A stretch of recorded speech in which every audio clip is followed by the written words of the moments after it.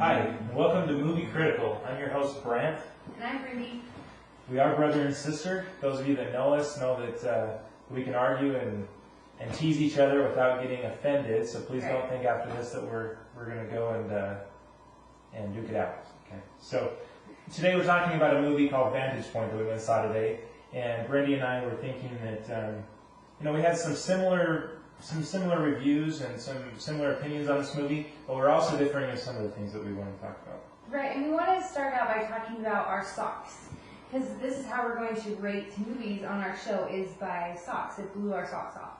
So what we were debating is blowing a whole sock off, blowing a half sock off. I say that it blew one of my socks clean off, okay, because it was a great time at the cinema. It's got a lot of great action sequences and explosions and car chases, and it's worth seeing once. I can't say that I would buy it. I would say rent it. It only blew half of my sock off, and I don't think you should have it blow a whole sock off, because what?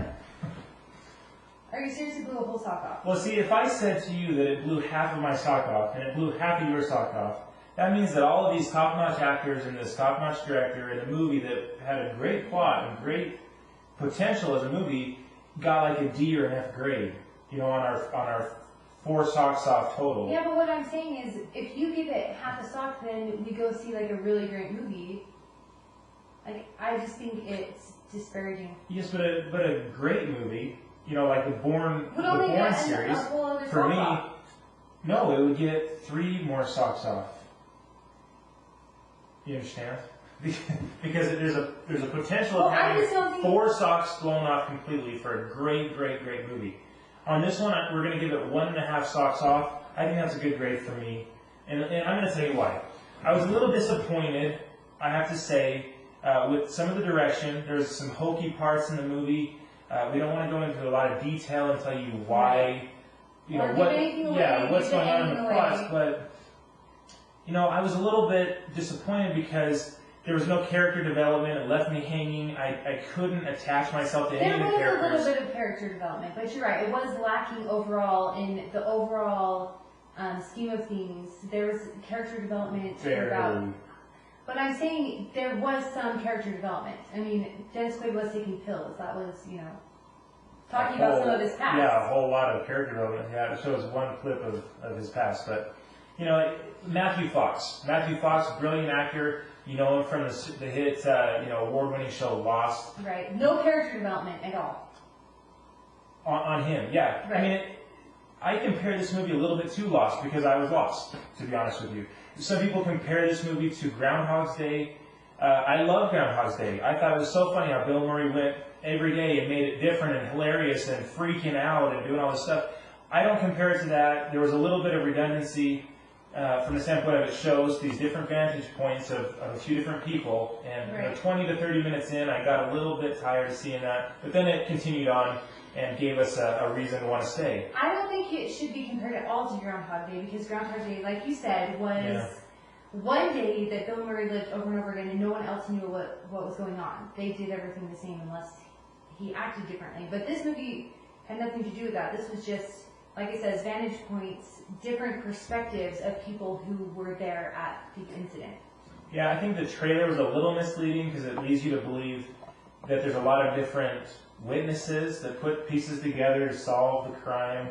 And really, in my opinion, there was only like 1 or 2 vantage points, and the rest were just showing flashbacks. It was just flashbacks like Lost. It did show flashbacks, but it showed flashbacks from different people's perspectives. Right. And so, it was a little misleading for me, comparing it to the trailer, but it was a good time in the cinema. Honestly, I would recommend that you see it in the theater because of there's some good action sequences, explosions, car chases.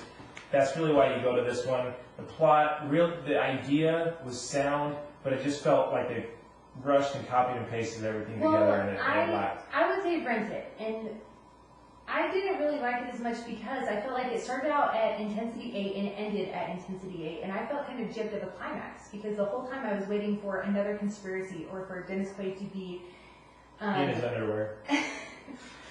Gross. He's old. Okay, Matthew Fox. Doesn't happen. Anyway, she likes the hot guys. No, I didn't think there were any hot guys in this. I didn't think anyone was overly attractive in this movie. I think there wasn't really a love story. Okay, but I'm married, but you got to admit, Matthew Fox is a good-looking guy. To a woman. To a woman.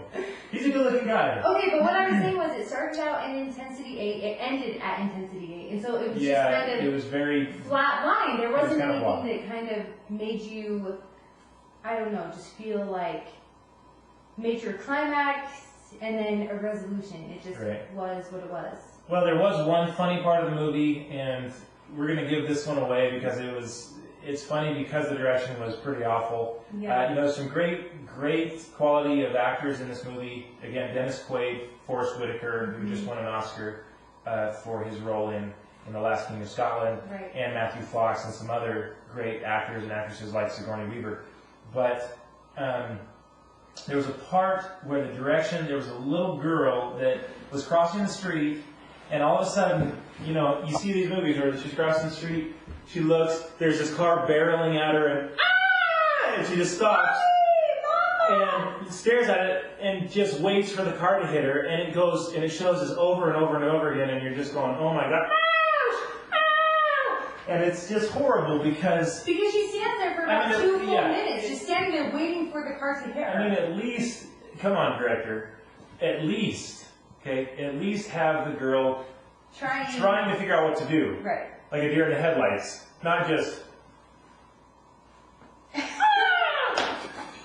Okay, so... It was just a little hokey, and I felt like it didn't do any of these actors any justice. It didn't. They had huge names. Matthew Fox and Dennis Quaid. I just felt like it just left so much to be desired. With their acting ability and talent in Forrest Whitaker... So much left for the imagination. Right, Brindy? Right. Anyways, so we're going to give it 1.5 socks off, viewers, and again, this is Movie Critical. We hope that you can visit our other reviews on YouTube, on MySpace, and on our website. It was a pleasure chatting and reviewing this movie today. We recommend going to see it, but it's probably... Rent it. It's probably forgettable enough. If you have a big screen TV, you can rent it, but again, you're going to want to see the action sequences on big screen. I just think all the movies right now that are out, don't waste your money going to see Vantage Point. See it when it comes out to be rented. So that's our review for Vantage Point today. Please join us this week. We're also going to see the new movie out, Horton Sees a Who.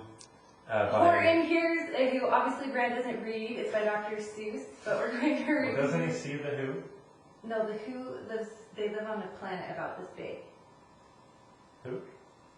So join us for that one. I'm excited about that. Steve Carell, Jim Carrey, obviously, best comedians of our time. And, we're here to inform you and also give you the critical information that you desire. Again, that's 1.5 socks going off for Vantage Point, and it's been a pleasure. Thanks.